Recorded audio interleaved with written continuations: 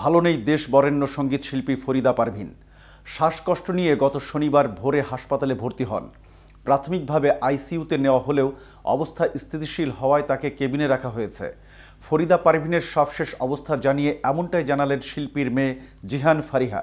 কিংবদন্তি এই কণ্ঠশিল্পীর সর্বশেষ অবস্থা নিয়ে আর কী জানালেন তার মেয়ে, বিস্তারিত থাকছে প্রতিবেদনের বাকি অংশে।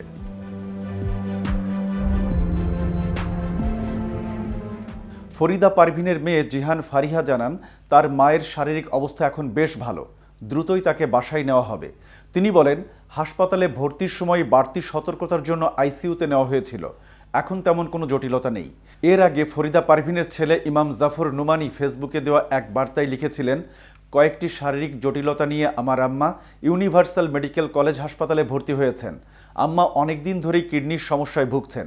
এছাড়া আম্মার ফুসফুসে খানিকটা পানি জমেছে এবং কিছুটা নিউমোনিয়ার সংক্রমণ দেখা গিয়েছে। হাসপাতালে ভর্তির পর থেকে আলহামদুলিল্লাহ অবস্থার অনেকটাই উন্নতি লক্ষ্য করা গেছে। বর্তমানে তিনি আইসিইউতে পর্যবেক্ষণরত অবস্থায় আছেন। আমরা ছেলেমেয়েরা সার্বক্ষণিক তার সঙ্গে অবস্থান করছি। জানা গেছে বর্তমানে বক্ষব্যাধি, কিডনি এবং ক্রিটিক্যাল কেয়ার বিশেষজ্ঞদের তত্ত্বাবধানে আছেন এই গায়িকা। আর তার চিকিৎসার দায়িত্বে আছেন ডাক্তার আশিস কুমার চক্রবর্তী। উল্লেখ্য, ফরিদা পারভীন 1987 সালে সঙ্গীতাঙ্গনে বিশেষ অবদানের জন্য 21 পদক পান। এছাড়া 2008 সালে তিনি জাপান সরকারের পক্ষ থেকে ফুকুওয়াকা এশিয়ান কালচার পুরস্কারও পেয়েছেন। সেরা প্লেব্যাক গায়িকা হিসেবে জাতীয় চলচ্চিত্র পুরস্কারও পেয়েছেন 1993 সালে।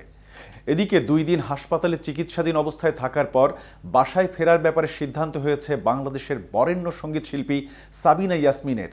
আগামীকাল তার বাসায় যাওয়ার কথা রয়েছে বলে জানান সাবিনা ইয়াসমিনের মেয়ে সঙ্গীত শিল্পী ইয়াসমিন ফাইরুজ বাঁধন। উল্লেখ্য, দীর্ঘ 1 বছরের বেশি সময় পর গত শুক্রবার গান গাইতে মঞ্চে উঠেছিলেন সাবিনা ইয়াসমিন। সোয়া 1 ঘন্টা গানও গেয়েছিলেন।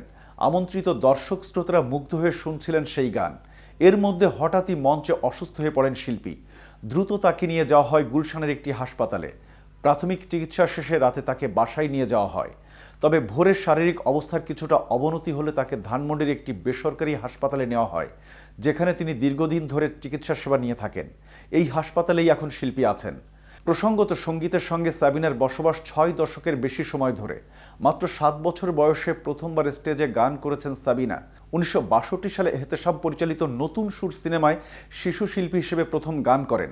1967 সালে প্রথম প্লেব্যাক করেন আমজাদ হোসেন ও নুরুল হক বাচ্চু পরিচালিত আগুন নিয়ে খেলা সিনেমায়। বাংলাদেশের স্বাধীনতার ইতিহাসের সঙ্গে জড়িয়ে থাকা গানের পাশাপাশি চলচ্চিত্রের গানে কণ্ঠ দিয়ে সব শ্রেণীর শ্রোতাদের মাঝে নিজেকে প্রতিষ্ঠিত করেছেন সাবিনা ইয়াসমিন। এতক্ষণ সাথে ছিলাম আমি শাহনেওয়াজ। KTV শোবিজের সাথে থাকার জন্য ধন্যবাদ।